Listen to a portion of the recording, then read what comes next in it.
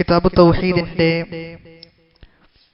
മൂന്നാമത്തെ അധ്യായമാണ് ഇനി നമുക്ക് വിശദീകരിക്കാനുള്ളത്. മൂന്നാമത്തെ അധ്യായത്തിന്റെ തലവാചകം മൻ ഹഖഖ തൗഹീദ ദഖലൽ ജന്നത ബിഗൈരി ഹിസാബി.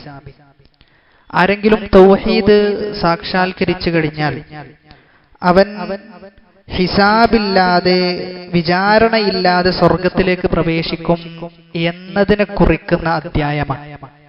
തൗഹീദുള്ള ആളുകൾ പല കാറ്റഗറിയാണ്, പല ദറജയിലുള്ള ആളുകളാണ്. അങ്ങനെയുള്ള ആളുകളിൽ തൗഹീദ് സാക്ഷാത്കരിച്ച, തൗഹീദ് പൂർത്തീകരിച്ച ചില ആളുകളുണ്ട്. അവർക്ക് അല്ലാഹു വിചാരണയില്ലാതെ അവരെ സ്വർഗത്തിലേക്ക് പ്രവേശിപ്പിക്കും എന്നതിനെ സൂചിപ്പിക്കുന്ന അധ്യായമാണ്.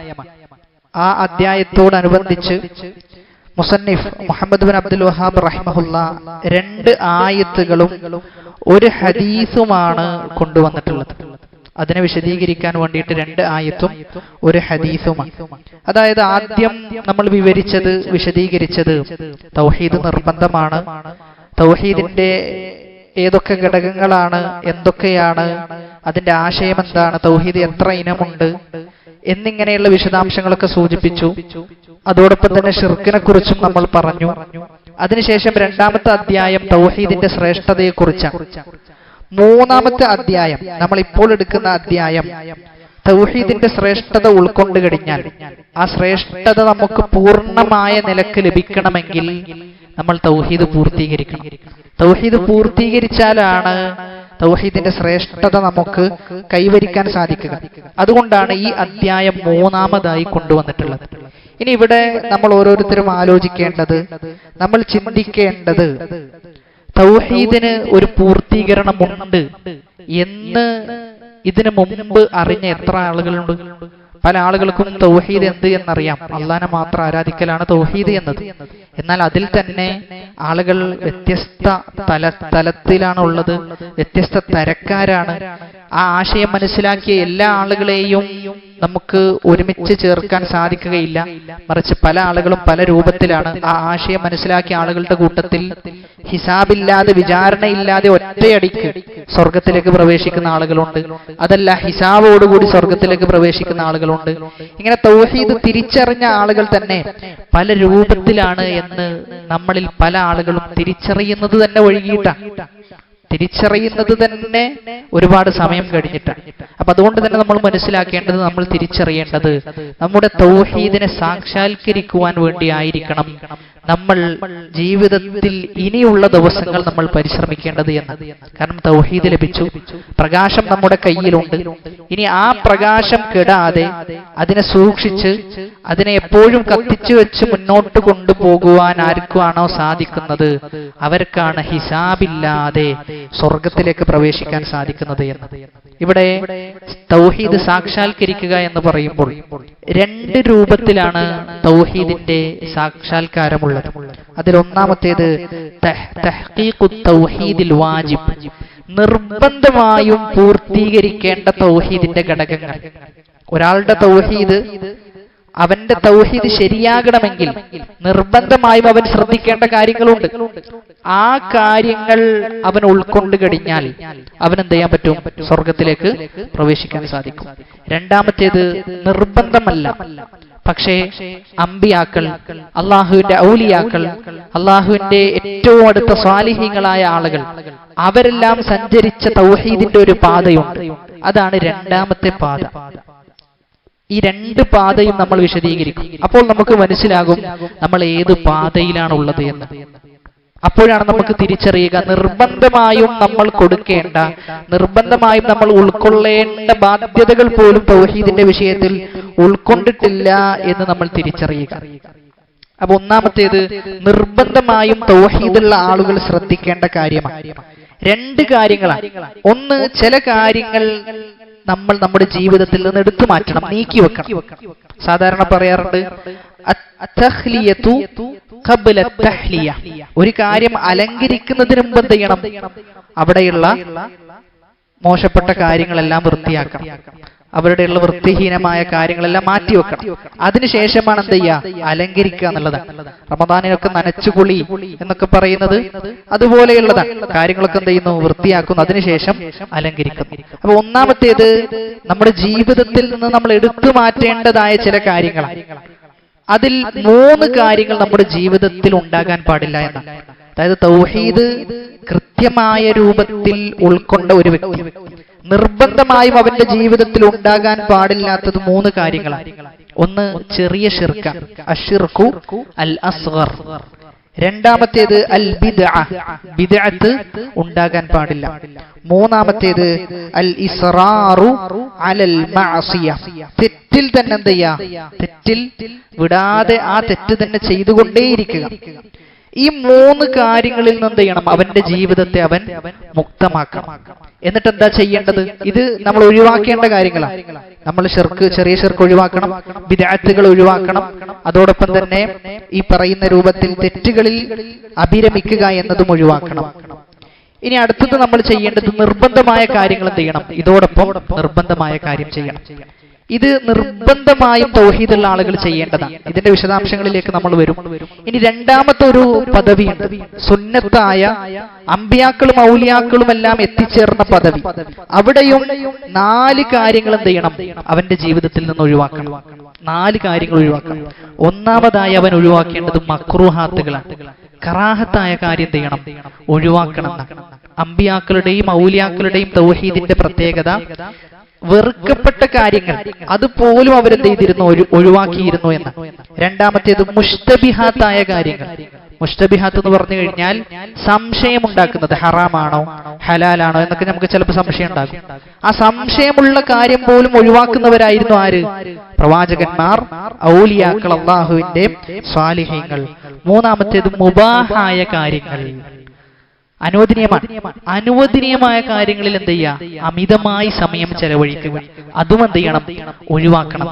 അമ്പിയാക്കൾ ആലോചിക്കാറുള്ളത്, ഔലിയാക്കൾ ആലോചിക്കാറുള്ളത്, എന്തെങ്കിലും ഒഴിവ് സമയം കിട്ടിയാൽ അത് അനുവദിക്കപ്പെട്ട കാര്യത്തിൽ ചെലവഴിക്കുന്നതിനേക്കാളും അവർ പരിശ്രമിക്കുക സുന്നത്തായ കാര്യങ്ങളിൽ ചെലവഴിക്കാൻ വേണ്ടിയിട്ടാണ്. ആ സമയം കൂടി എന്ത് ചെയ്യാം? അള്ളാഹുവിലേക്ക് അടുക്കാം. ആ സമയം കൂടി നാളെ സ്വർഗത്തിൽ ഉന്നത പദവി കരസ്ഥമാക്കാം എന്നാണ് അവർ ആഗ്രഹിക്കുന്നത് എന്ന്. നാലാമത്തേത് അത്തനസ്സുഹു അനിൽ ഹാജതി ഇലൽ മഖ്ലൂഖീൻ, സൃഷ്ടികളുടെ മുന്നിൽ പോയി അവരോട് ആവശ്യങ്ങൾ തേടുക, അവരോട് സഹായങ്ങൾ അഭ്യർത്ഥിക്കുക എന്നിങ്ങനെയുള്ള കാര്യങ്ങളും കൂടി എന്ത് ചെയ്യുക? ഒഴിവാക്കുക. ഇതിന്റെ ഒക്കെ വിശദാംശങ്ങൾ, വിശദീകരണങ്ങൾ നമ്മൾ പറയും.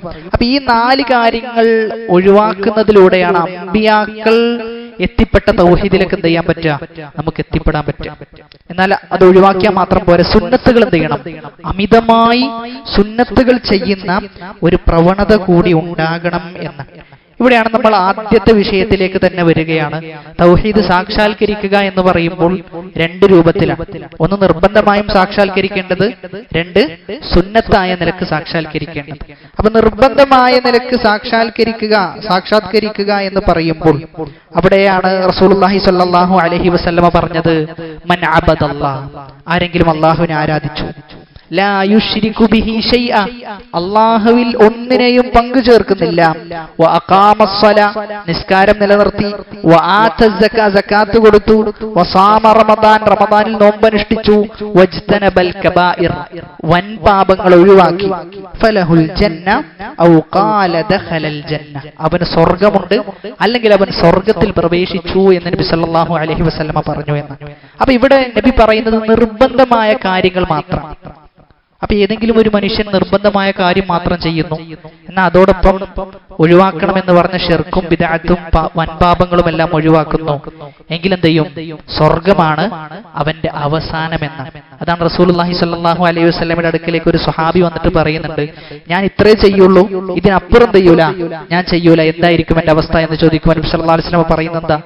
സ്വർഗത്തിലാണ് എന്ന് പറഞ്ഞു കൊടുക്കണം. അപ്പൊ ഒന്നാമതായി നമ്മൾ ശ്രദ്ധിക്കേണ്ടത്, നമ്മൾ നമ്മുടെ ജീവിതത്തിൽ ഒഴിവാക്കേണ്ടത് അശ്ശിർക്കുൽ അസ്ഗർ, ചെറിയ ശിർക്ക്. ചെറിയ ശിർക്ക് നമ്മുടെ ജീവിതത്തിൽ നിന്ന് നമ്മൾ മാറ്റിവെക്കണം. പണ്ഡിതന്മാരൊക്കെ പറയാറുള്ളത് ബഹ്റുൻ ലാ സാഹില ലഹു, തീരമില്ലാത്ത കടൽ പോലെയാണ്. അത്രയും വിശാലമാണ് ചെറിയ ശിർക്ക് എന്നത്. നമ്മൾ വളരെയധികം ഭയപ്പെടണം.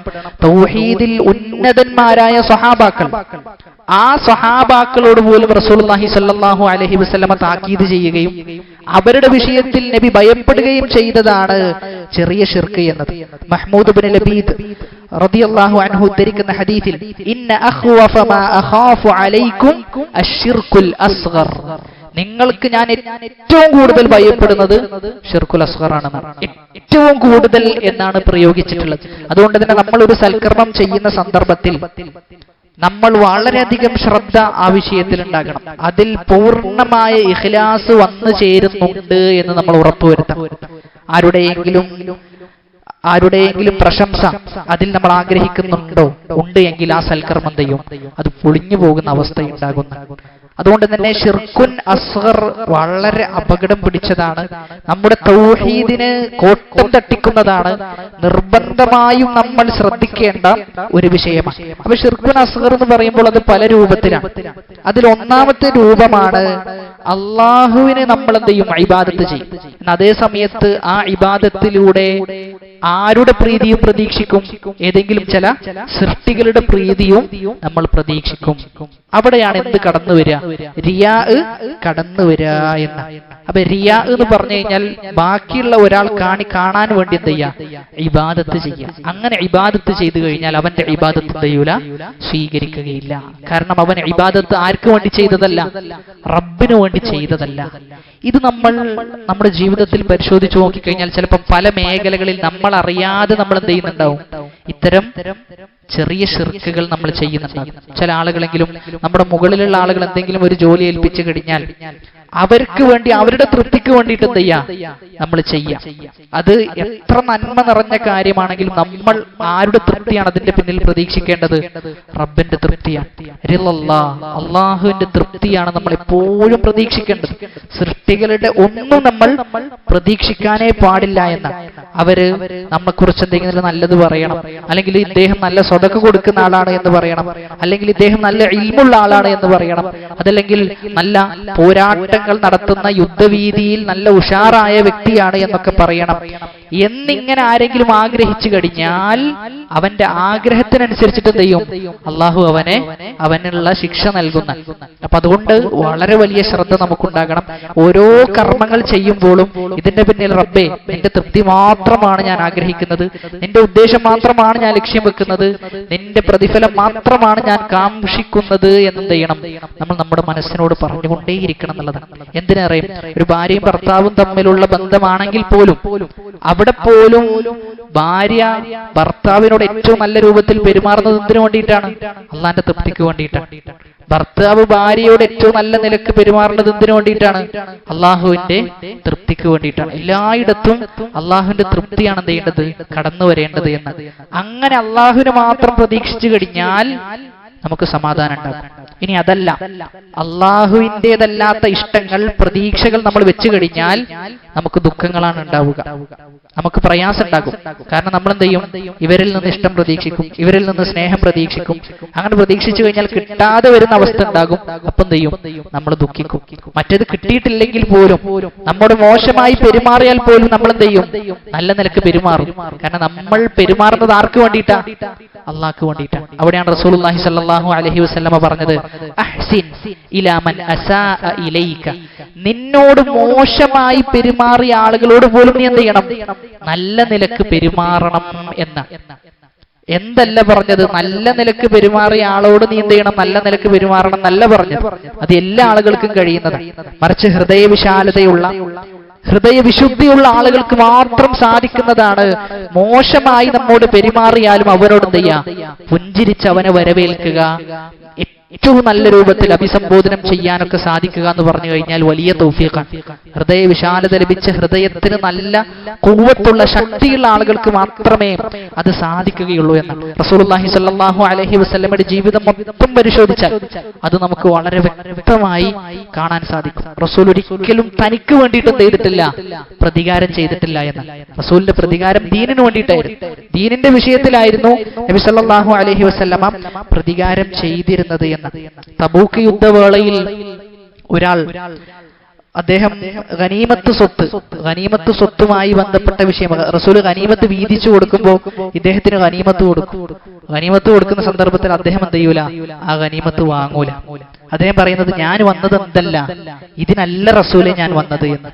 ഞാൻ വന്നത് യുദ്ധത്തിലേക്ക് ഞാൻ പുറപ്പെട്ട് ആ യുദ്ധത്തിൽ അമ്പ് തറച്ച് ഷഹീദാകണം എന്നത് മാത്രമാണ് എന്റെ ലക്ഷ്യം, ദുനിയാവെന്തില്ല എനിക്ക് ലക്ഷ്യമില്ല എന്ന് പറഞ്ഞു.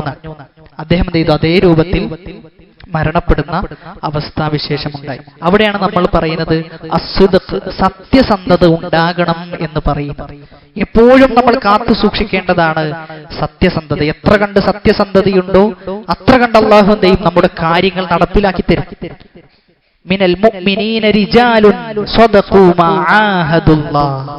മുഅ്മിനീങ്ങളുടെ കൂട്ടത്തിൽ ചില പുരുഷന്മാരുണ്ട്, അവരുടെ കരാറുകൾ പാലിച്ച ആളുകളാണ് എന്ന് അള്ളാഹു പറയുന്നത്. അവരുടെ കരാറുകൾ അവർ പാലിച്ചു എന്നാണ്. ബദറിൽ പങ്കെടുക്കാൻ സാധിക്കാത്ത ഒരു സ്വഹാബി അദ്ദേഹം ഉഹദിൽ എന്ത് ചെയ്യുന്നുണ്ട്, പങ്കെടുക്കാൻ വേണ്ടി പരിശ്രമിക്കുന്നുണ്ട്. അദ്ദേഹം റസൂലിനോട് പറയുന്നത്, റസൂൽ എനിക്ക് ബദറിൽ പങ്കെടുക്കാൻ സാധിച്ചിട്ടില്ല, പക്ഷെ ഞാൻ എന്ത് ചെയ്യുന്നുണ്ട്, ഉഹദിൽ ഞാൻ അള്ളാഹുവിന് കാണിച്ചു കൊടുക്കും എന്റെ സത്യസന്ധത എന്ന് പറഞ്ഞുകൊണ്ടാണ് എന്ത് ചെയ്യുന്നത്, ഉഹദിന്റെ പോർക്കളത്തിലേക്ക് പോകുന്നത്. അങ്ങനെ ഉഹദിൽ പോകുന്നു, ശത്രുപക്ഷം അദ്ദേഹത്തിന്റെ മുന്നിൽ നിൽക്കുന്നുണ്ട്. ജബൽ റുമാത്തിൽ പ്രശ്നങ്ങൾ നടക്കുന്നു. ആ പ്രശ്നങ്ങളൊക്കെ കഴിഞ്ഞതിന് ശേഷം അദ്ദേഹം അള്ളാഹുവിനോട് ഇസ്തിഗ്ഫാറിനെ തേടുന്നു, അള്ളാഹുവിനോട് പാപമോചനം തേടുന്നു. എന്നിട്ട് അദ്ദേഹം യുദ്ധത്തിലേക്ക് മുന്നേറുകയാണ്. ഉഹദിന്റെ രണ്ടാമത്തെ ഘട്ടം മുന്നേറുന്ന സന്ദർഭത്തിൽ സഅദ് റളിയല്ലാഹു അൻഹുവിനെ കാണുന്നു. സഅദ് റളിയല്ലാഹു അൻഹുവിനോട് പറയുന്നുണ്ട്, എനിക്ക് സ്വർഗത്തിന്റെ മണം അടിച്ചു വീശുന്നുണ്ട്, ഞാൻ യുദ്ധത്തിന് പുറപ്പെടാണെന്ന് പറഞ്ഞിട്ട് യുദ്ധത്തിന് പുറപ്പെട്ടിട്ട് എന്ത് ചെയ്തു, അദ്ദേഹം ആ യുദ്ധത്തിൽ വെച്ച് ഷഹീദായി എന്ന്. എത്രയോ മുറിവുകൾ അദ്ദേഹത്തിന് ആ യുദ്ധത്തിൽ ഉണ്ടായിരുന്നു എന്ന്. അദ്ദേഹത്തിന്റെ വിഷയത്തിലാണ് ഈ ആയത്ത് അവതരിപ്പിക്കപ്പെട്ടത് എന്നൊക്കെ എന്ത് ചെയ്യുന്നുണ്ട്, ചില സ്വഹാബാക്കൾ രേഖപ്പെടുത്തുന്നുണ്ട്. മിനൽ മുഅ്മിനീന, മുഅ്മിനീങ്ങളുടെ കൂട്ടത്തിൽ ചില ആളുകളുണ്ട്, അവർ അവരുടെ സത്യസന്ധത വെളിവാക്കിയിരിക്കുന്നു എന്ന്. എങ്ങനെയാണ് അവർ വെളിവാക്കിയത്, അവരുടെ ജീവിതം ത്യജിച്ചുകൊണ്ട് എന്ന്. അപ്പൊ അതുകൊണ്ട് തന്നെ ഇഖ്ലാസ് എന്നത് അതിപ്രധാനമായ വിഷയമാണ്. അതിനെതിരെ നിൽക്കുന്ന ഘടകവിരുദ്ധമായതാണ് റിയാ എന്ന് പറയുന്നത്, അശ്ശിർക്കുൽ അസ്ഗർ എന്ന് പറയുന്നത്. അപ്പൊ ചെറിയ ഷിർക്കിൽപ്പെട്ട മറ്റു ചില കാര്യങ്ങളാണ് ഏലസ് കെട്ടുക, അതേപോലെ തന്നെ ഷിർക്കിയായ റുഖിയകൾ ചെയ്യുക. അതൊക്കെ ഈ പറയുന്ന രൂപത്തിലുള്ള ചെറിയ ഷിർക്കിൽപ്പെട്ടതാണ്. ഏലസ് കെട്ടൽ എന്ത് ചെയ്യും, അത് ചിലപ്പോൾ വലിയ ഷിർക്കായി മാറും. ഒരാൾ ഏതൊരു വിശ്വാസമാണോ വെച്ച് പുലർത്തുന്നത് അതിനനുസരിച്ച് എന്ത് ചെയ്യും, ആ വിശ്വാസത്തിനനുസരിച്ച് ഹുക്മ് മാറുന്നുള്ളതാണ്. ഇൻഷാ അല്ലാഹ് ഏലസിന്റെ വിഷയത്തിൽ മാത്രമുള്ള എന്ത് ചെയ്യും ഒരു അധ്യായം വരും. അവിടെ നമ്മൾ വളരെ വിശദമായി അതിന്റെ അഹ്കാമുകൾ നമ്മൾ വിവരിക്കും. അപ്പൊ ഒന്നാമത്തേത് ചെറിയ ഷിർക്കിൽ നിന്ന് മുക്തമാക്കണം. രണ്ടാമത്തേത് അൽ ബിദ്അ, ബിദ്അത്തിൽ നിന്ന് എന്ത് ചെയ്യണം, നമ്മൾ മുക്തമാകണം എന്നാണ്. ബിദ്അത്ത് എന്നത് വളരെ അപകടകരമാണ്. ബിദ്അത്തിൽ ഒരു മനുഷ്യൻ ചെയ്യുന്നത് റസൂലിനോട് യുദ്ധം ചെയ്യലാണ്. റസൂലിനോടുള്ള യുദ്ധമാണ് ബിദ്അത്തുകൾ. റസൂൽ പറയുന്നത് ഇത്തബിഊഹു ഫത്തബിഊനി, അല്ലാഹു പറയാണ് റസൂലിനെ പിൻപറ്റണം, റസൂൽ പറയാണ് എന്നെ പിൻപറ്റണം എന്നിങ്ങനെയൊക്കെ പറയുന്ന സന്ദർഭത്തിൽ നമ്മൾ പറയാതെ പറയുന്നത് എന്താ, ഇല്ല നമ്മൾ റസൂലിനെ പിൻപറ്റൂല എന്നാണ് ബിദ്അത്ത് ചെയ്യുന്ന ഒരു വ്യക്തി പറയുന്നത് എന്ന്. എത്ര വ്യക്തമാണ് ഹദീസിൽ, ഫഅലൈക്കും ബിസുന്നതി, നിങ്ങൾ എന്റെ സുന്നത്തിനെ മുറുകെ പിടിക്കണം, വഇയ്യാകും വമുഹ്ദസാതിൽ ഉമൂർ, ചെറിയ ചെറിയ കാര്യങ്ങൾ, ചെറിയ ചെറിയ പുതുതായ കാര്യങ്ങൾ അത് നിങ്ങൾ എന്ത് ചെയ്യണം, ശ്രദ്ധിക്കണം, നിങ്ങൾ ജാഗ്രതയുണ്ടാകണം. പുതുതായി ദീനിൽ കടത്തിക്കൂട്ടപ്പെടുന്ന കാര്യങ്ങൾ അത് ബിദ്അത്തുകളാണ്, നിങ്ങൾ അത് ശ്രദ്ധിക്കണമെന്ന് പറയും. അപ്പൊ ഒന്നാമത്തേത് ബിദ്അത്തിന്റെ അപകടം, അത് റസൂലിനോടുള്ള പോരാട്ടമാണ്. രണ്ടാമത്തേത് നമ്മുടെ മനസ്സിനെ, നമ്മുടെ ദേഹേച്ഛയെ പിൻപറ്റലാണ് ബിദ്അത്തിലൂടെ നമ്മൾ ചെയ്യുന്നത് എന്ന്. സൂറത്തു ഖസസിൽ 50-ാമത്തെ ആയത്തിൽ അല്ലാഹു പറയുന്നത്, വമൻ അദല്ലു മിമ്മൻ ഇത്തബഅ ഹവാഹു ബിഗൈരി ഹുദൻ മിനല്ലാഹ്, അള്ളാഹുവിന്റെ സന്മാർഗമില്ലാതെ, അള്ളാഹുവിന്റെ അടുക്കലിൽ നിന്നുള്ള തെളിവില്ലാതെ ആരെങ്കിലും ഒരാൾ അവന്റെ ഹവയെ, അവന്റെ മനസ്സെന്താണ് ജൽപ്പിക്കുന്നത് അതിനെ പിൻപറ്റിക്കഴിഞ്ഞാൽ അവനാണ് ഏറ്റവും നികൃഷ്ടനായ മനുഷ്യൻ. അപ്പൊ നമുക്ക് പലതും ചെയ്യാൻ തോന്നും, നമുക്ക് നമ്മുടെ സമൂഹം പലതും നന്മയാണ് നല്ലതാണ് എന്നൊക്കെ ചിലപ്പോൾ രേഖപ്പെടുത്തും. പക്ഷെ എന്തൊക്കെയായാലും അതിന്റെ പിന്നിൽ എന്തുണ്ടാകണം, കൃത്യമായ ആയത്തുകൾ ഉണ്ടാകണം, കൃത്യമായ ഹദീസുകൾ ഉണ്ടാകണം. എങ്കിൽ മാത്രമേ അത് നമുക്ക് ചെയ്യാൻ സാധിക്കുകയുള്ളൂ എന്ന്. അപ്പൊ അവിടെ രണ്ടാലൊന്നാണ് നടക്കുക. ഒന്നുകിൽ നമ്മൾ റസൂലിനെ പിൻപറ്റുന്ന ആളുകളാണ്, അല്ലെങ്കിൽ നമ്മൾ നമ്മുടെ ദേഹേച്ഛയെ പിൻപറ്റുന്ന ആളുകളാണ്. അപ്പൊ അതുകൊണ്ട് ദീനിന്റെ വിഷയത്തിൽ ആർക്കും ആർക്കും ഇന്ന കാര്യം നല്ലതാണ് എന്ന് പറയാൻ അനുവാദമില്ല. അത് ആര് പറയണം? അള്ളാഹുവും റസൂലും തന്നെ പറയണം എന്നുള്ളതാണ്. എന്ത് നല്ലത് എന്ന് രേഖപ്പെടുത്തണമെങ്കിലും അള്ളാഹുവും റസൂലും പറയണം. അല്ലാത്ത ഒരാൾക്കും ദീനിന്റെ വിഷയത്തിൽ ഇടപെടാൻ അർഹതയില്ല. ഒരു പുരോഹിതനും ഒരു പണ്ഡിതനും അർഹതയില്ല എന്ന് അള്ളാഹു വിശുദ്ധ ഖുർആനിൽ ചോദിക്കുന്നുണ്ട്. അതുഅല്ലിമൂനല്ലാഹ ബിദീനിക്കും, നിങ്ങൾ അള്ളാഹുവിന് ദീന് പഠിപ്പിച്ചു കൊടുക്കുകയാണെന്ന്, നിങ്ങൾ അള്ളാഹുവിന് ദീന് പഠിപ്പിച്ചു കൊടുക്കുകയാണോ എന്ന് ചോദിക്കുന്നുണ്ട്. അപ്പൊ ബിദ്അത്തുകാരൻ എന്താണ് ചെയ്യുന്നത്? ബിദ്അത്തുകാരൻ അവൻ പറയാതെ പറഞ്ഞുകൊണ്ടിരിക്കുന്നത് അശ്ശരീഅത്തു നാഖിസത്തുൻ ഫഅന ഉകമ്മിലുഹാ. ശരീഅത്ത് എന്നത് നാഖിസാൻ, കുറവുണ്ട്, ദീനിന് കുറവുണ്ട്, ഞാൻ എന്ത് ചെയ്യും? പൂർത്തീകരിക്കുമെന്നാണ് ബിദ്അത്ത് ചെയ്യുന്ന ആളുകൾ പറയുന്നത് എന്നാണ്. ബിദ്അത്തുകൾ ചെയ്യുന്ന ആളുകൾ പറയാതെ പറഞ്ഞുകൊണ്ടിരിക്കുന്നത് അതാ. അത് മാത്രല്ല, ബിദ്അത്തുകൾ അത് ഇസ്ലാമിന് യാതൊരു അടിസ്ഥാനവും ബിദ്അത്തുകൾക്കില്ല എന്നതിനെ തെളിയിക്കുന്നതാണ്. ചില സന്ദർഭങ്ങൾ വരുമ്പോൾ എന്ത് ചെയ്യും? അവർക്കത് ചെയ്യാൻ പറ്റാത്ത അവസ്ഥ വരും. ഇസ്ലാമിൽ ഏത് സൽക്കർമ്മം എടുത്തു നോക്കിക്കഴിഞ്ഞാൽ എന്തില്ല, അങ്ങനെ ഒരു അവസ്ഥ ഇല്ല. നിസ്കരിക്കാൻ നമുക്ക് പള്ളിയിൽ വിലക്ക് വന്നാൽ പോലും നമ്മൾ എന്ത് ചെയ്യണം? നമ്മൾ വീട്ടില് നിസ്കരിച്ച ഒരു കാലം നമുക്കുണ്ടായിട്ടുണ്ട്. അപ്പൊ ഒരിക്കലും എന്ത് ചെയ്യൂല, അള്ളാഹു വെച്ച ഇബാദത്തുകൾ അത് എവിടെയായാലും നമുക്ക് നിർവഹിക്കാൻ സാധിക്കുന്ന ഒരു അവസ്ഥ ഉണ്ടാകും. എന്നാൽ ഈ ബിദ്അത്തുകൾക്ക് ചില സന്ദർഭത്തിൽ അതെന്ത് ചെയ്യും? അവർക്ക് ചെയ്യാൻ പറ്റാത്തൊരവസ്ഥ വരും. ഇപ്പൊ ഈ അടുത്ത് നമ്മുടെ തൊട്ടടുത്തുള്ള പള്ളിയിൽ ഇപ്രാവശ്യം വരുന്ന ഉറൂസ് എന്ത് ചെയ്തു? അവർ നിർത്തിവെച്ചു. കാരണം എന്താ? ഗൾഫിൽ നിന്ന് എന്ത് ചെയ്യുന്നില്ല, ഫണ്ട് വരുന്നില്ല, ഒരുപാട് പ്രശ്നങ്ങളാണ്, പൈസ ഒന്നും എത്തുന്നില്ല എന്ന് പറഞ്ഞിട്ട് അത് നിർത്തി. ഇസ്ലാമിൽ അങ്ങനെ ഒരു സൽക്കർമ്മമുണ്ടോ? എത്തുന്നില്ല, ഇങ്ങനൊക്കെ ബുദ്ധിമുട്ടുണ്ട് എന്ന് പറഞ്ഞ് നിർത്തിവെക്കുന്ന ഒരു കോലം ഇസ്ലാമിന് അന്യമാണെന്നുള്ളത് കുറച്ചൊക്കെ ചിന്തിച്ചാൽ എന്ത് ചെയ്യും? നമുക്ക് മനസ്സിലാകും. അപ്പൊ അതാണ് ബിദ്അത്തുകളുടെ അവസ്ഥ എന്ന്. അപ്പൊ അള്ളാഹു നമ്മെ അതിൽ നിന്ന് രക്ഷപ്പെടുത്തി എന്നത് നമ്മൾ ഏറ്റവും അധികം റബ്ബിന് ശുക്റുകൾ പറയേണ്ട വിഷയമാണ്. ഇബ്നുൽ ഖയ്യിം റഹിമഹുല്ലാഹ് പറയുന്നത്, ബിദ്അത്ത് ചെയ്യുന്ന എല്ലാ ആളുകളും റസൂലിന്റെ സ്ഥാനത്തെ കുറക്കുന്ന ആളുകളാണെന്ന്. കാരണം റസൂൽ വന്നത് എന്തിനു വേണ്ടിയിട്ടാ? ദീന് പഠിപ്പിച്ചു തരാൻ വേണ്ടിയിട്ടാണ്. എന്നാൽ ഇവൻ എന്താ ചെയ്യുന്നത്? റസൂലിന്റെ സ്ഥാനത്ത് നിന്ന് പുതിയ ദീൻ ഉണ്ടാക്കിക്കൊണ്ടിരിക്കുകയാണ്. ആര്? ബിദ്അത്ത് ചെയ്യുന്ന ആളുകൾ. ബിദ്അത്ത് എന്ന് പറയുമ്പോൾ നമ്മൾ മനസ്സിലാക്കേണ്ടത്, നമ്മുടെ നാട്ടിലൊക്കെ ആളുകളൊക്കെ വളരെ ലാഘവത്തോടു കൂടി കാണുന്ന വിഷയമാണ്. അപ്പൊ അതുകൊണ്ട് വളരെ വലിയ ശ്രദ്ധ നമുക്കുണ്ടാകണം. കാലം കഴിയും തോറും പുതിയ പുതിയ ബിദ്അത്തുകളാണ്. മജ്ലിസുൻ നൂർ എന്ന പേരിൽ എന്നിങ്ങനെ ഓരോ പേരുകളിൽ എന്താണ്? ബിദ്അത്തുകൾ വർദ്ധിച്ചുകൊണ്ടേയിരിക്കുകയാണ്. ഇമാം മാലിക് റഹിമഹുല്ലാഹ് പറയുന്നത്, മനിബ്തദഅ ബിദ്അതൻ യറാഹാ ഹസനതൻ ഫഖദ് സഅമ അന്ന മുഹമ്മദൻ ഖാന റിസാല. ആരെങ്കിലും ഒരാൾ ബിദ്അത്ത് ഉണ്ടാക്കി എന്നിട്ട് അവൻ പറയുന്നത് എന്താ? അത് നല്ലതാണെന്ന്. അങ്ങനെ ആരെങ്കിലും പറഞ്ഞു കഴിഞ്ഞാൽ അവൻ റസൂലിന്റെ റിസാലത്തിനോട് വഞ്ചന കാണിച്ചവനാണ് എന്ന്. അവൻ പറയുന്നത് നബി സല്ലല്ലാഹു അലൈഹി വസല്ലമ തന്റെ ദീനിൽ വഞ്ചന കാണിച്ചു എന്നാണ് അവൻ വാദിക്കുന്നത് എന്ന്. കാരണം റസൂലുള്ളാഹി സ്വല്ലല്ലാഹു അലൈഹി വസല്ലം എന്ത് ചെയ്യണം? അത് പഠിപ്പിക്കണമായിരുന്നു. റസൂൽ എന്ത് ചെയ്തിട്ടില്ല? അത് പഠിപ്പിച്ചിട്ടില്ല എന്നാണ് ആര് പറയുന്നത്? ബിദ്അത്ത് ചെയ്യുന്നവൻ പറഞ്ഞുകൊണ്ടിരിക്കുന്നത് എന്ന്. ഇത്ര ആലോചിച്ചാൽ മതി. ബിദ്അത്ത് ചെയ്യുന്ന ആളുകൾ അവരുടെ രണ്ട് ചോദ്യങ്ങളാണ് നമുക്ക് ചോദിക്കാനുള്ളത്. ഒന്നാമത്തെ ചോദ്യം, ഇത് നബി സല്ലല്ലാഹു അലൈഹി വസല്ലമക്ക് അറിയുമായിരുന്നില്ലേ എന്നാണ് ഒന്നാമത്തെ ചോദ്യം. നന്മയാണ് എന്ന് വാദിക്കുന്നുണ്ടല്ലോ. എല്ലാ നന്മകളും ആര് പഠിപ്പിച്ചിട്ടുണ്ട്? റസൂല് പഠിപ്പിച്ചിട്ടുണ്ട്. അപ്പൊ ഒന്നാമത്തെ ചോദ്യം, ഇത് റസൂലിന് അറിഞ്ഞിട്ടില്ലേ എന്ന. അപ്പൊ എന്താ മറുപടി? രണ്ടാലൊരു മറുപടി, അറിഞ്ഞു അല്ലെങ്കിൽ അറിഞ്ഞിട്ടില്ല. അറിഞ്ഞിട്ടില്ല എന്ന് പറഞ്ഞാലോ, റസൂലിന് അറിയാത്തത് ആർക്കറിഞ്ഞു? റസൂലിന് അറിയാത്ത കാര്യം എനിക്കറിഞ്ഞു, ഞാനാണ് റസൂലിനെക്കാളും ദീനിൽ അറിവുള്ളവൻ എന്ന് പറഞ്ഞു കഴിഞ്ഞാൽ അവൻ കുഫറിന്റെ വാദമല്ലേ പറഞ്ഞത്? അവിശ്വാസത്തിലേക്ക് പോകുന്ന വാദമാണോ പറയുന്നത്? മറ്റൊന്നോ, റസൂലിനെ അറിഞ്ഞു എന്ന് പറഞ്ഞാലോ അവിടെയും പ്രശ്നമാണ്. അറിഞ്ഞിട്ട് റസൂൽ എന്ത് ചെയ്തിട്ടില്ല? ഉമ്മത്തിന് പഠിപ്പിച്ചു കൊടുത്തിട്ടില്ല. റസൂലിന്റെ മേലുള്ള ഉത്തരവാദിത്തമാണെന്ത്? ഉമ്മത്തിന് എത്തിച്ചു കൊടുക്കുക എന്ന റസൂലിന്റെ മേലുള്ള ദൗത്യമാണ്.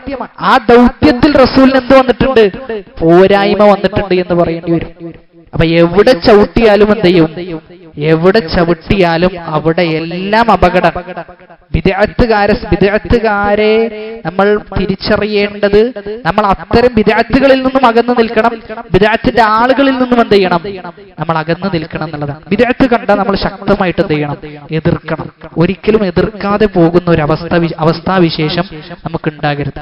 ചില ആളുകളൊക്കെ ബിദ്അത്തുകൾ കണ്ടു കഴിഞ്ഞാൽ എതിർക്കാതെ അതൊക്കെ നടന്നോട്ടെ എന്ന് പറഞ്ഞു പോകുന്ന അവസ്ഥയുണ്ട്. നമുക്ക് എങ്ങനെയാണോ എതിർക്കാൻ സാധിക്കുന്നത് ആ രൂപത്തിൽ എന്ത് ചെയ്യണം?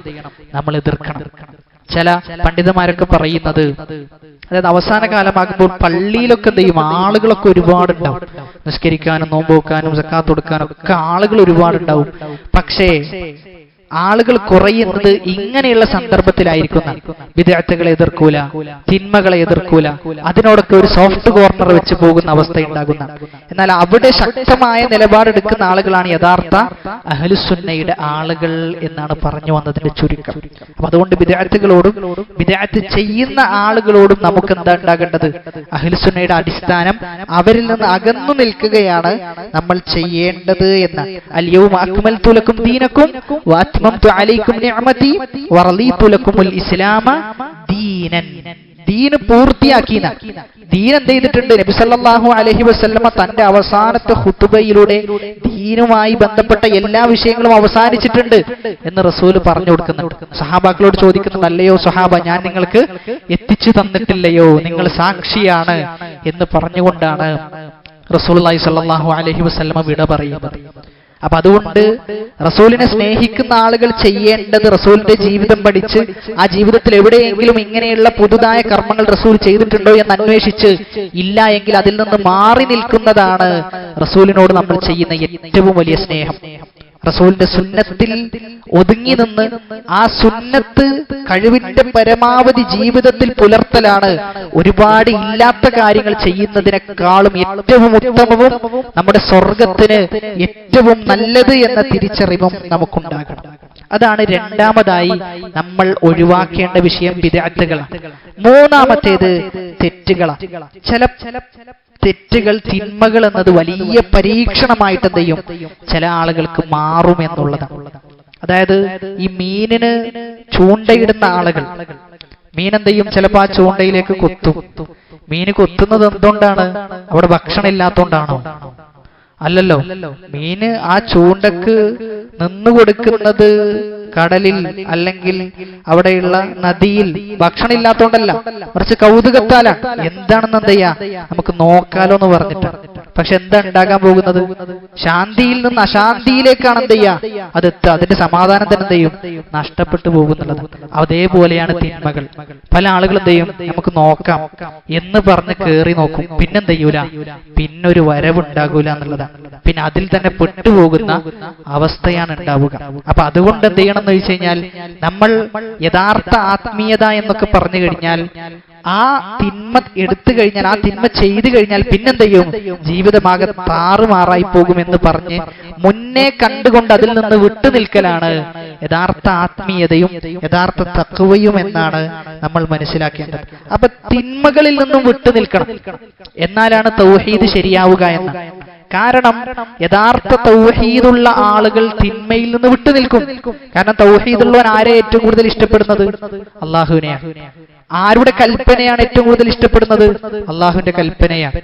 ആരുടെ നിരോധനങ്ങളെയാണ് ഏറ്റവും കൂടുതൽ അവൻ പേടിക്കുന്നതും വിട്ടുനിൽക്കുന്നതും? അള്ളാഹുവിന്റേതാണ്. അങ്ങനെ ഇരിക്കെ പിന്നെ എങ്ങനെയാണ് അവന്റെ അടുക്കൽ നിന്ന് തിന്മ ഉണ്ടാവുക? അപ്പൊ അതുകൊണ്ട് തിന്മയുണ്ടാകുന്നുണ്ട് എങ്കിൽ അത് അവന്റെ തൗഹീദിലുള്ള ചെറിയ രൂപത്തിലുള്ള വീഴ്ചയാണ് എന്ന്. കാരണം തിന്മ ചെയ്യുമ്പോൾ അവൻ ആരെയാണ് അനുസരിക്കുന്നത്? അള്ളാഹുവിനെയാണോ പിശാചിനെയാണോ? പിശാചിനെയാണ് എന്ത് ചെയ്യുന്നത്? അനുസരിക്കുന്നത് എന്നാണ്. സൂറത്ത് യാസീനിലെ 60-ാമത്തെ ആയത്ത്, അല്ലാ തഅബുദു യാ ബനി ആദമ അല്ലാ തഅബുദിശ് ശൈത്താൻ. നിങ്ങൾ ആരാധിക്കരുത്? പിശാചിനെ നിങ്ങൾ ആരാധിക്കരുത്, പിശാചിനെ നിങ്ങൾ അനുസരിച്ചു പോകരുത്. ഇന്നഹു ലക്കും അദുവ്വുൻ മുബീൻ. വ്യക്തമായ ശത്രുവാണ് പിശാച് എന്ന് പഠിപ്പിക്കുക. അപ്പൊ അവിടെ തിന്മ ചെയ്യുന്ന വ്യക്തി അവന്റെ നഫ്സിനാണ് എന്ത് ചെയ്യുന്നത്? പ്രാധാന്യം കൊടുക്കുന്നത്. ആർക്കല്ല? അള്ളാഹുവിനല്ല, റസൂലിനല്ല, അവന്റെ ഇഷ്ടത്തിന് എന്ത് ചെയ്യുന്നു? അവൻ പ്രാധാന്യം കൊടുക്കുന്നു. രണ്ടാമത്തേത്, തൗഹീദുള്ള ആളുകൾക്ക് ഉണ്ടാകുന്ന ഏറ്റവും വലിയ ക്വാളിറ്റിയാണ് അള്ളാനെ പേടിയുണ്ടാവും. അള്ളാനെ അങ്ങേയറ്റം പേടിക്കുന്ന ആളുകളായിരിക്കും. എന്നാൽ തിന്മ ചെയ്യുമ്പോൾ ആ പേടി മായാണ്. തിന്മ ചെയ്യുമ്പോൾ ആ പേടി ഇല്ലാതെ പോകാൻ. അപ്പൊ അതുകൊണ്ട് എന്ത് സംഭവിക്കുന്നുണ്ട്? തിന്മയിലൂടെ തൗഹീദിന്റെ നേരിയ ഒരളവിലുള്ള ഒരു കുറവ് തിന്മയിലൂടെ സംഭവിക്കുന്നുണ്ട്. മൂന്നാമത്തേത് അള്ളാഹു താക്കീത് നൽകിയിട്ടുണ്ട്. തിന്മ ചെയ്തു കഴിഞ്ഞാൽ ഇന്ന ശിക്ഷയുണ്ടാകും. അത് പറഞ്ഞിട്ടും ഒരാൾ എന്ത് ചെയ്യാണ്? തിന്മ ചെയ്യാൻ. അപ്പൊ അള്ളാഹുവിന്റെ താക്കീത് അത് സത്യപ്പെടുത്തുന്നതിൽ എന്തുണ്ട്? കുറവ് വന്നിട്ടുണ്ട്. അത് സത്യപ്പെടുത്തുന്നതിൽ കുറവ് സംഭവിച്ചിട്ടുണ്ട് എന്നുള്ളതാണ്. അപ്പൊ അതുകൊണ്ട് തിന്മകൾ ചെയ്യുന്ന ആളുകൾ മനസ്സിലാക്കേണ്ടത് അവർക്ക് എന്തുണ്ട്? തൗഹീദിൽ ചെറിയൊരു കുറവുണ്ട് എന്നുള്ളതാണ്. കാരണം തൗഹീദ് പൂർണ്ണമാണെങ്കിൽ അവൻ തിന്മയിലേക്ക് എന്ത് ചെയ്യൂല? തിന്മയിലേക്ക് പോകുകയില്ല എന്നാണ് മനസ്സിലാക്കേണ്ടത്. അത് മാത്രമല്ല, ചില തിന്മകൾ നമ്മൾ ചെയ്ത് അവസാനം എടുക്കെത്തും കുഫറിലേക്ക് വരെ എത്തുന്ന അവസ്ഥാവിശേഷം ഉണ്ടാവും. തിന്മകളെ കുറിച്ച് സലഫുകൾ പറയുന്നത് ബരീദുൽ കുഫ്ർ എന്ന, കുഫറിലേക്ക് എത്തിക്കുന്നതാണ് തിന്മകൾ എന്ന് എന്ത് ചെയ്യുന്നുണ്ട്? രേഖപ്പെടുത്തുന്നുണ്ട്. അപ്പൊ അതുകൊണ്ട് ഈ പറയുന്ന 3 കാര്യങ്ങൾ ഒഴിവാക്കി പിന്നെ അതോടുകൂടി എന്ത് ചെയ്യണം? നിർബന്ധമായ സൽക്കർമ്മം ചെയ്യണം. ഇങ്ങനെ നിർബന്ധമായ സൽക്കർമ്മങ്ങൾ ചെയ്തു കഴിഞ്ഞാൽ അവനെന്ത് ചെയ്യും? അവന് സ്വർഗത്തിൽ പ്രവേശിക്കാൻ സാധിക്കും. നിർബന്ധമായും അവൻ പൂർത്തീകരിക്കേണ്ട തൗഹീദിന്റെ ഘട്ടം എന്ത് ചെയ്തു? പൂർത്തീകരിച്ചു എന്നുള്ളതാണ്. അപ്പൊ ഇവിടെ തിന്മ ഉണ്ടാവുകയില്ല, ചെയ്യുകയില്ല എന്ന് പറയുമ്പോൾ അവിടെ മനസ്സിലാക്കേണ്ടത് തിന്മ തീരെ ഉണ്ടാകൂല എന്നല്ല. തിന്മ ചെയ്യുകയില്ല എന്ന് പറയുമ്പോൾ തിന്മ തീരെ ഉണ്ടാവുകയില്ല എന്നല്ല ഉദ്ദേശം. മറിച്ച് തിന്മ ഉണ്ടായാൽ തന്നെ അവരെന്ത് ചെയ്യും? ഉടനെ തൗബ ചെയ്യും. തൗബ ചെയ്തവൻ തെറ്റ് ചെയ്യാത്തവനെ പോലെയാണ്. അവൻ തെറ്റ് ചെയ്യാത്തവനെ പോലെയാണ് എന്ന് അല്ലാഹു പഠിപ്പിക്കുകയാണ്. വല്ലദീന ഇദാ ഫഅലു ഫാഹിശതൻ ഔ ളലമു അൻഫുസഹും ദക്കറുല്ലാഹ ഫസ്തഗ്ഫറു ലിദുനൂബിഹിം വമൻ യഗ്ഫിറു ദുനൂബ ഇല്ലല്ലാഹ്. അവർ തെറ്റുകൾ ചെയ്തു കഴിഞ്ഞാൽ, സ്വന്തം നഫ്സിനോട് അക്രമം ചെയ്തു, ഒരുപാട് തെറ്റുകളൊക്കെ ചെയ്തു കഴിഞ്ഞാൽ അവർ ആരെ ഓർക്കും? അള്ളാഹുവിനെ അവർ ഓർക്കുന്ന. എന്നിട്ട് എന്താ ചെയ്യുന്നത്? ഫസ്തഗ്ഫറു, അവർ അള്ളാഹിനോട് പാപമോചനം തേടും. എന്തിനു വേണ്ടി? ലിദുനൂബിഹിം, അവരുടെ തിന്മകൾക്ക് വേണ്ടി. എന്നിട്ട് അല്ലാഹ് പറയാണ് വമൻ യഗ്ഫിറു ദുനൂബ ഇല്ലല്ലാഹ്, അല്ലാതെ പാപം പൊറുക്കുന്നവനായി ആരാണുള്ളത് എന്ന വിശുദ്ധ ഖുർആനിന്റെ പ്രസക്തമായ ചോദ്യം. എന്നിട്ട് അല്ലാഹ് പറയുന്നത് വലം യുസിറു അലാ മാ ഫഅലു വഹും യഅലമൂൻ, അവരെന്ത് ചെയ്തിട്ടില്ല? ആ തിന്മയിൽ അടിയുറച്ചു നിന്നിട്ടില്ല എന്ന് അല്ലാഹു പറഞ്ഞു കൊടുക്കുക. അപ്പൊ ഇതാണ് ഒന്നാമത്തെ തൗഹീദിന്റെ ഘട്ടം. അപ്പൊ നമ്മൾ ഇവിടെ ശ്രദ്ധിക്കേണ്ടത്, നമുക്ക് തൗഹീദ് മനസ്സിലായിട്ടുണ്ട്. ഇനി നമ്മൾ നമ്മുടെ ജീവിതത്തിൽ നിന്ന് എടുത്തു മാറ്റേണ്ട 3 കാര്യങ്ങൾ. ഒന്നാമത്തേത് എന്താ നമ്മൾ പറഞ്ഞത്? അശ്ശിർക്കു അൽ അസ്ഗർ. രണ്ടാമത്തേത് അൽ ബിദ്അ, ബിദ്അത്തുകളാണ്. മൂന്നാമത്തേത് അൽ മഅസിയ, തെറ്റുകളാണ്. ഈ 3 കാര്യങ്ങൾ പരമാവധി നമ്മുടെ ജീവിതത്തിൽ നിന്ന് മാറ്റി നിർത്താൻ വേണ്ടി നമ്മൾ പരിശ്രമിച്ചുകൊണ്ടേയിരിക്കണം. അപ്പോഴാണ് നിർബന്ധമായ തൗഹീദ് നമുക്ക് പൂർത്തീകരിക്കാൻ സാധിക്കുക. ഒപ്പം നിർബന്ധമായ കാര്യങ്ങൾ വളരെ കണിശതയോടുകൂടി, നിസ്കാരത്തിന്റെ വിഷയം, നോമ്പിന്റെ വിഷയം, സകാത്തിന്റെ വിഷയം, കഴിയുന്ന ആളുകൾ ഹജ്ജിന്റെ വിഷയം, ഇതൊക്കെ എന്ത് ചെയ്യുക? വളരെ കൃത്യമായി കൊണ്ടുപോകുക എന്നുള്ളതാണ്. ഇനി അടുത്ത തൗഹീദിന്റെ ഘട്ടം, തൗഹീദ് സാക്ഷാത്കരിക്കുക എന്ന് പറയുമ്പോൾ അതിന്റെ സുന്നത്തായ ഒരു വശം, അതിന്റെ ഐച്ഛികമായ ഒരു വശം, അത് സാക്ഷാത്കരിച്ച ആളുകൾ 1 അമ്പിയാക്കളാണ്, 2 റസൂലുകളാണ്, 3 സ്വാലിഹീങ്ങളാണ്, 4 ഔലിയാക്കളാണ്. ഇവരാണ് എന്ത് ചെയ്തിട്ടുള്ളത്? തൗഹീദിന്റെ സുന്നത്തായ വശം സാക്ഷാത്കരിച്ച ആളുകൾ. അപ്പൊ അവരിൽ ഏറ്റവും പ്രധാനികൾ 2 ആളുകളാണ്. ഒന്ന് നബി സല്ലല്ലാഹു അലൈഹി വസല്ലമയും മറ്റൊന്ന് ഇബ്രാഹിം നബി അലൈഹിസ്സലാത്തു വസ്സലാമയാണ്. എന്താണ് തൗഹീദ് സാക്ഷാത്കരിക്കുക എന്നതുകൊണ്ട് ഇവിടെ ഉദ്ദേശിക്കുന്നത്? അതായത് അവന്റെ ജീവിതത്തിൽ മുഴുവനും അല്ലാഹു ആയിരിക്കുന്ന, അവൻ സംസാരിച്ചാൽ അല്ലാഹുവിന് വേണ്ടി, അവൻ ഇടപെട്ടാൽ അല്ലാഹുവിന് വേണ്ടി, ദേഷ്യപ്പെട്ടാൽ അല്ലാഹുവിന് വേണ്ടി, അവൻ ആരോടെങ്കിലും ബന്ധം മുറിച്ചാൽ അല്ലാഹുവിന് വേണ്ടി, ബന്ധം ചേർത്താൽ അല്ലാഹുവിന് വേണ്ടി, അവൻ ഇരുന്നാലും എഴുന്നേറ്റാലും കിടന്നാലും എല്ലാം ആർക്ക് വേണ്ടിയിട്ടാണ്? അല്ലാഹ്ക്ക് വേണ്ടിയിട്ടാണ്. അതാണ് ഈ തൗഹീദ് എന്ന് പറഞ്ഞത്.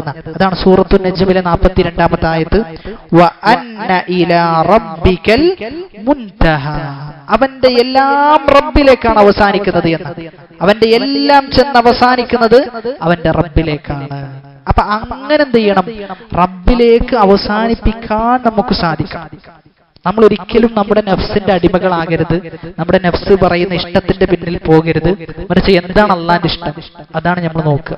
അള്ളാഹ്ക്ക് ഇഷ്ടം എന്താണ്, അള്ളാഹ്ക്ക് വെറുപ്പുണ്ടാക്കുന്നത് എന്താണ്, ഇതൊക്കെ നോക്കി അതിനനുസരിച്ച് നിൽക്കുക എന്നുള്ളതാണ് എന്ത് ഏറ്റവും വലിയ തൗഹീദ്, ഏറ്റവും വലിയ തൗഹീദ്. അപ്പൊ ഇത് പറയാൻ വളരെ എളുപ്പമാണ്, പക്ഷെ പ്രാവർത്തികമാക്കാൻ നല്ല പ്രയാസം. എല്ലാം അള്ളാഹുവിന് വേണ്ടിയിട്ടാണ്.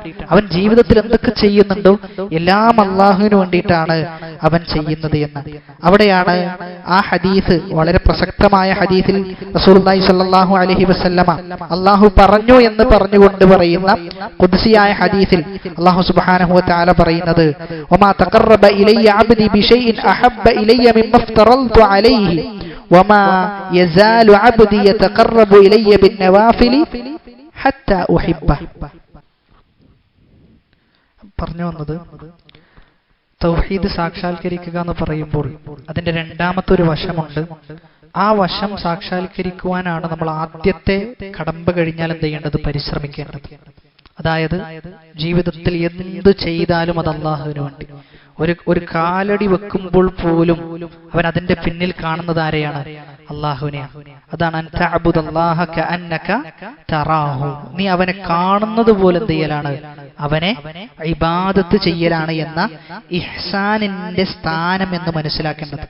അള്ളാഹുവിലേക്ക് നമുക്ക് ഏറ്റവും കൂടുതൽ അടുക്കാൻ പറ്റുക, അള്ളാഹുവിന്റെ വലിയാകാൻ പറ്റുക സുന്നത്തായ കർമ്മങ്ങൾ കൂടി ചെയ്യുമ്പോഴാണ്. അതാണ് അള്ളാഹു സുബ്ഹാനഹു വ തആല പറയുന്നത്.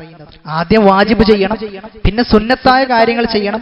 എന്നിട്ടോ അവൻ സുന്നത്തായ കാര്യങ്ങൾ ചെയ്തു കഴിഞ്ഞാൽ ഫഇദാ അഹ്ബബ്തുഹു കുൻതു സമഅഹു അല്ലദി യസ്മഉ ബി, അവൻ കേൾക്കുന്ന കേൾവിയായിട്ട് ആര് മാറും, ഞാൻ മാറും എന്നുള്ളതാണ്. കുൻതു സമഅഹു, ഞാൻ അവന്റെ കേൾവിയായി മാറും, ഞാൻ അവന്റെ കാഴ്ചയായി മാറും, ഞാൻ അവന്റെ കൈകളും അതേപോലെ തന്നെ അവൻ ചെയ്യുന്നതും അവൻ കാലുകൊണ്ട് പ്രവർത്തിക്കുന്നതും എല്ലാം ഞാനായി മാറും എന്ന് അള്ളാഹു പറയാം. അവിടെ ഉദ്ദേശിക്കുന്നത് എന്തല്ല, സൂഫിയാക്കൾ പറയുന്നത് പോലെ അള്ളാഹുവും അടിമയും തമ്മിൽ ലയിച്ച് ആരാണ് എന്ന് തിരിച്ചറിയാതെ അങ്ങനെ ആയി തീരുക എന്നുള്ളതല്ല. മറിച്ച് അവൻ ആരിഷ്ടപ്പെടുന്നതേ ചെയ്യുള്ളൂ, അല്ല ഇഷ്ടപ്പെടുന്നതേ ചെയ്യുള്ളൂ, അല്ല ഇഷ്ടപ്പെടുന്നതേ കേൾക്കുള്ളൂ, അല്ല ഇഷ്ടപ്പെടുന്നിടത്തേക്ക് അവന്റെ കാലുകൾ സഞ്ചരിക്കുകയുള്ളൂ, അവന്റെ കൈകൾ സഞ്ചരിക്കുകയുള്ളൂ എന്നാണ് ആ ഹദീസിന്റെ അർത്ഥം. എന്നിട്ട് അള്ളാഹു അവസാനം പറയുന്ന വളരെ വലിയ സന്തോഷ വാർത്ത ഉണ്ട്.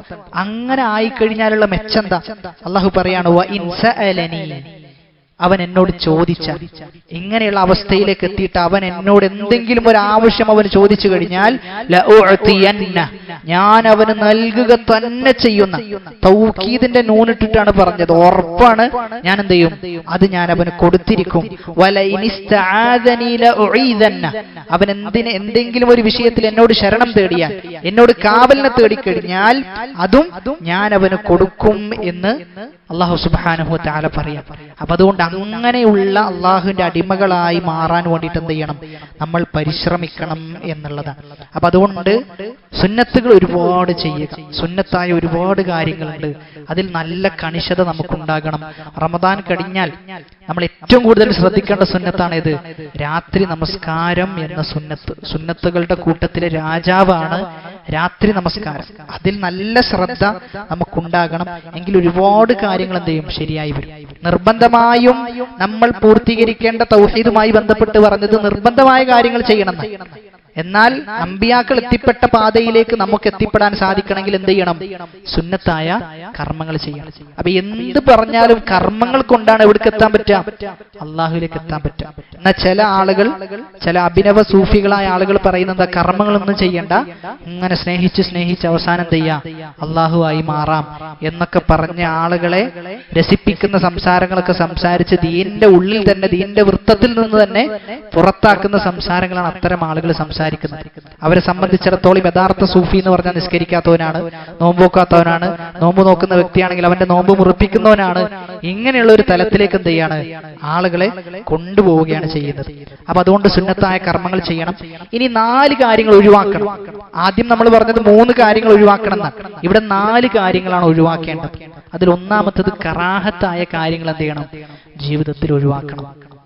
കറാഹത്തായ എത്രയെത്ര കാര്യങ്ങൾ നമ്മൾ അറിയാതെ ചെയ്തുകൊണ്ടിരിക്കുന്നുണ്ട്. അവിടെയാണ് നമ്മൾ മനസ്സിലാക്കേണ്ട ഒരു പ്രധാനപ്പെട്ട സുന്നത്ത്. എന്ത് കൊടുക്കുമ്പോൾ എന്ത് ചെയ്യണം? വലത്തെ കയ്യിൽ കൊടുക്കണം. എന്ത് വാങ്ങുമ്പോഴും വലത്തെ കയ്യിൽ വാങ്ങണം. എത്ര വലിയ സുന്നത്താണ്. റസൂലുള്ളാഹി സ്വല്ലല്ലാഹു അലൈഹി വസല്ലമ കാന യുഅ്ജിബുഹു തയമ്മുൻ. റസൂലിന് എല്ലാത്തിലും ഇഷ്ടം വലതിനെ മുന്തിക്കലാണെന്ന്. എന്ത് നല്ല കാര്യമുണ്ടെങ്കിലും റസൂൽ വലതിനെ മുന്തിക്കും. നമ്മളൊന്ന് ആലോചിച്ച് നോക്കിയാൽ ഒരു നന്മക്ക് 10 ഇരട്ടി പ്രതിഫലമാണ്. നമ്മൾ വസ്ത്രം ധരിക്കുമ്പോൾ, ചെരുപ്പ് ധരിക്കുമ്പോൾ, ഇങ്ങനെ ഓരോ വിഷയങ്ങൾ എടുത്തു നോക്കിക്കഴിഞ്ഞാൽ അതിലെല്ലാം നമ്മൾ ആ സംഭവം ചെയ്യുന്ന സന്ദർഭത്തിൽ ഇതെന്റെ റസൂല് ചെയ്തതാണ് എന്ന നിയത്ത് കടന്നു വരികയാണെങ്കിൽ എത്ര പ്രതിഫലമാണ് നമുക്കൊരു വസ്ത്രം ധരിക്കുമ്പോൾ ലഭിക്കുന്നത്. മറിച്ച് പലപ്പോഴും നമ്മുടെ മനസ്സിലേക്ക് എന്ത് ചെയ്യുന്നില്ല, ആ നിയത്ത് നമുക്ക് വരുന്നില്ല എന്നുള്ളത്. അതുകൊണ്ട് ആ നിയത്ത് നമ്മിലേക്ക് നമ്മൾ കൊണ്ടുവരണം. അത് മാത്രമല്ല, ഇടത്തെ കൈകൊണ്ട് കൊടുക്കുക എന്നുള്ളത് കറാഹത്താണ്. അങ്ങനെയുള്ള കറാഹത്തുകൾ എന്ത് ചെയ്യണം? ജീവിതത്തിൽ നിന്ന് മാറ്റി നിർത്തണം എന്നുള്ളത്. നിക്കാഹിന്റെ വിഷയത്തിൽ നമ്മുടെ നാട്ടിൽ നടക്കുന്ന, ഈ അടുത്തിട്ടൊക്കെ വ്യാപകമായി നടക്കുന്ന ഒരു കറാഹത്തുണ്ട്. അന്നിക്കാഹു സിർറ് എന്നാണ് പറയുക. രഹസ്യമായ നിക്കാഹ്. രഹസ്യമായ നിക്കാഹ് പലയിടത്തും ചെയ്യുന്നുണ്ട്, ഇപ്പൊ നടക്കുന്നുണ്ട്. എങ്ങനെയാണ് അതിന്റെ സിസ്റ്റം എന്ന് ചോദിച്ചു കഴിഞ്ഞാല്, വലിയുണ്ടാവും, അതോടൊപ്പം തന്നെ സാക്ഷി ഉണ്ടാവും. പക്ഷെ എന്ത് ചെയ്യൂല? വിളംബരം ചെയ്യൂല. നിക്കാഹ് നടക്കുന്നുണ്ടെന്ന് എന്ത് ചെയ്യൂല? നാട്ടുകാരെ അറിയിക്കൂല. മറിച്ച് ഇത് ഹലാലാക്കി കിട്ടണമല്ലോ, അതിനുള്ള പണിയാണ്. എന്നിട്ട് എന്ത് ചെയ്യും? അവര് പരസ്പരം വസിയത്ത് ചെയ്യും. എന്ത് ചെയ്യാൻ പാടില്ല? ഇത് പുറത്ത് പറയാൻ പാടില്ല. അതൊരു ഡേറ്റ് എന്ത് ചെയ്യും? വേറൊരു ഡേറ്റ്, നിക്കാഹിനായിട്ട് വേറൊരു ഡേറ്റ് പ്രഖ്യാപിക്കും. അപ്പൊ അങ്ങനെ എന്ത് ചെയ്യും? എന്നിട്ട് നിക്കാഹ് നടത്തും.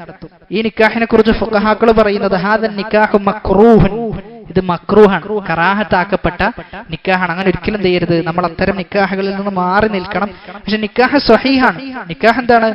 സംഭവം സ്വഹീഹാണ്. പക്ഷെ എന്ത് ചെയ്യരുത്? പ്രോത്സാഹിപ്പിക്കപ്പെട്ട വിഷയമല്ല എന്നാൽ ചില മദ്ഹബുകളൊക്കെ പരിശോധിച്ചു കഴിഞ്ഞാൽ നിക്കാഹ് വിളംബരം ചെയ്യൽ ഷർത്താണ്. മാലിക്കി മദ്ഹബിലൊക്കെ നിക്കാഹ് വിളംബരം ചെയ്യണം എന്നുള്ളത് ഷർത്താണ്. അപ്പൊ മാലിക്കി മദ്ഹബുകാരെ സംബന്ധിച്ചിടത്തോളം ഈ നിക്കാഹ് തന്നെ എന്തായി മാറും?